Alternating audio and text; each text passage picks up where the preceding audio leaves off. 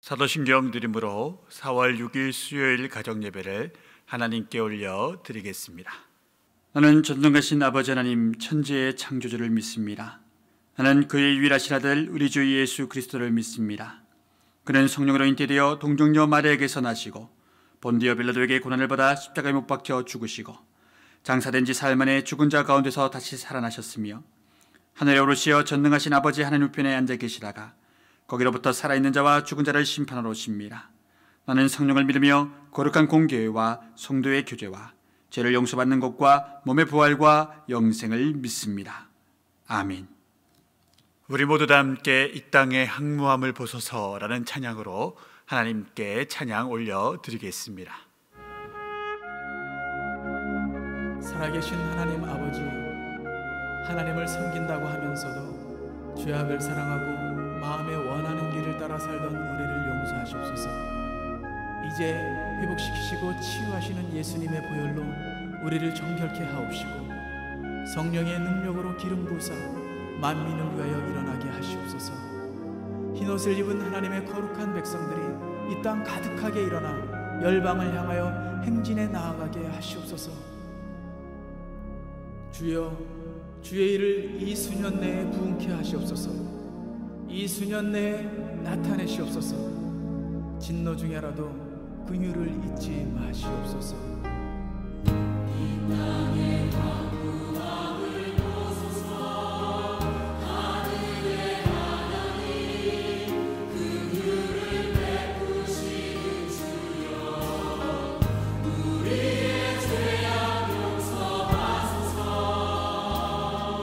이 땅도 쳐주소서. 이제 우리 모두 하나 되어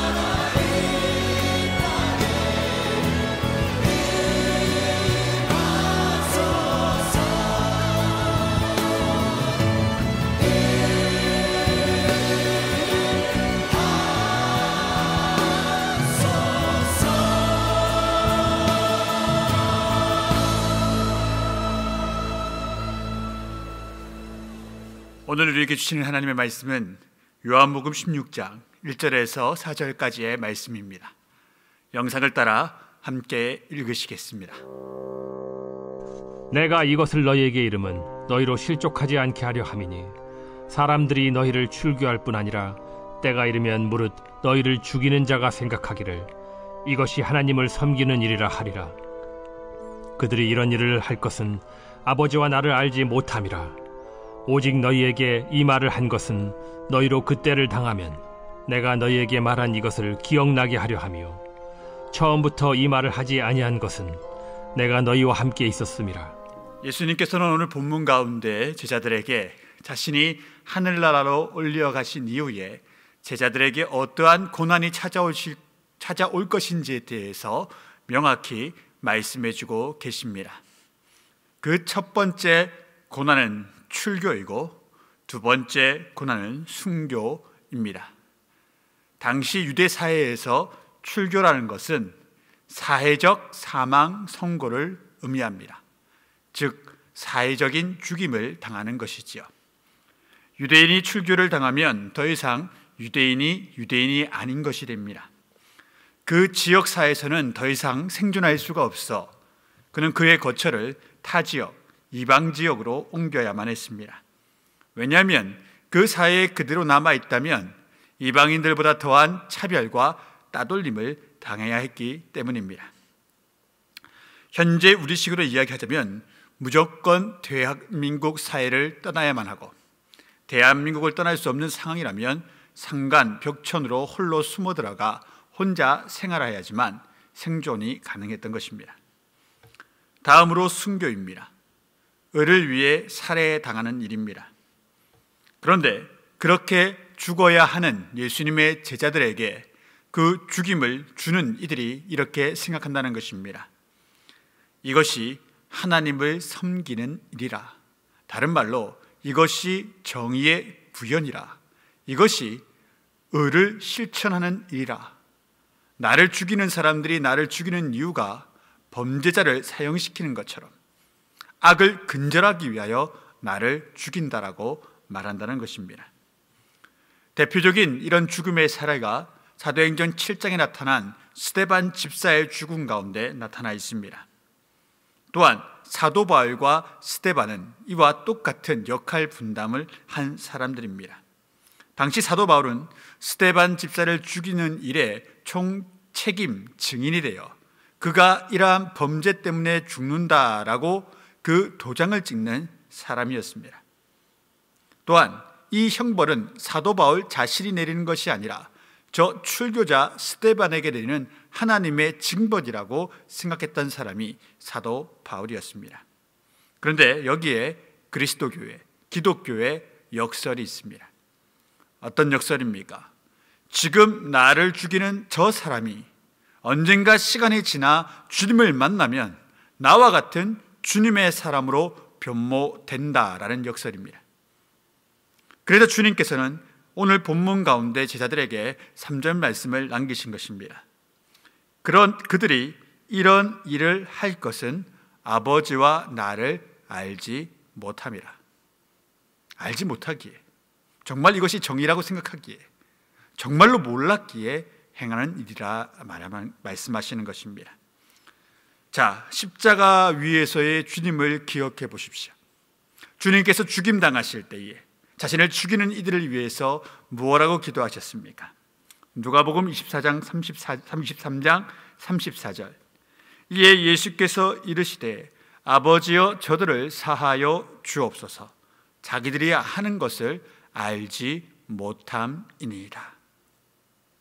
예수님께서 이렇게 선언하심으로써 또한 제자들에게 가르치심으로써 자신을 핍박하는 무리와 개인들을 대하여 예수님을 믿는 제자들 그 누구라 하더라도 미움과 복수와 중후의 길을 가지 못하게 원천적으로 막으셨습니다.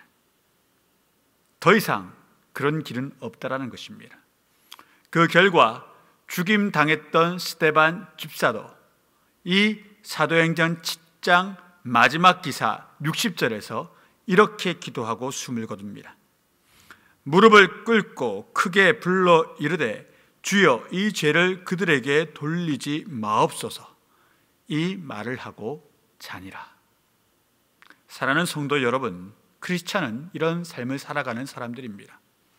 이런 삶을 살지 못한다면 크리스찬이라 기독교인이라 불릴 수 없습니다. 예수님의 제자가 아니기 때문입니다. 사랑하는 여러분, 나를 죽이는 원수를 위해서 용서해야 하고 저들의 죄악을 위하여 사랑으로 용서의 강구를 하는 사람이 크리스찬입니다. 이렇게 하지 못한다면 교회에 나오는 종교인은 될지 몰라도 진정한 주님의 사람, 주님의 제자는 되지 못한다는 것입니다. 참다운 그리스도인은 원수 또한 사랑하고 나를 죽이는 일을 위하여 사랑으로 강구하는 자들입니다. 우리 주 예수님께서 그러한 삶의 본을 보이셨고 그 뒤를 이어 그의 모든 제자들이 그 본을 보여 순교하며 자기를 죽이는 이들을 위하여 기도로 강구하며 형장의 이슬로 사라짐을 기억하셨으면 좋겠습니다. 오늘 우리조차 그와 같은 삶을 살아야 되고 우리 또한 그와 같은 길 위에 서 있는 사람들입니다. 피차간에 순교하기까지 또한 나를 죽이는 사람까지 사랑할 수 있는 주의 제자들이 될 수 있기를 주의 이름으로 축원드립니다. 말씀을 적용하시겠습니다. 혹 지금 내가 용서하지 못하는 사람, 혹 내가 사랑하지 못하는 사람, 혹은 정말 미워하는 사람이 있다면 오늘 이 시간 이 말씀 가운데 무릎을 꿇고 주님, 저들을 사랑하기를 원합니다. 주님, 저들에게 복을 허락하여 주옵소서. 사랑으로 강구하오니 저들에게 복을 더하여 주옵소서라고 기도하는 귀한 크리스찬의 기도가 적용되어 기도드리는 시간을 가져주시기를 주의 이름으로 당부드립니다.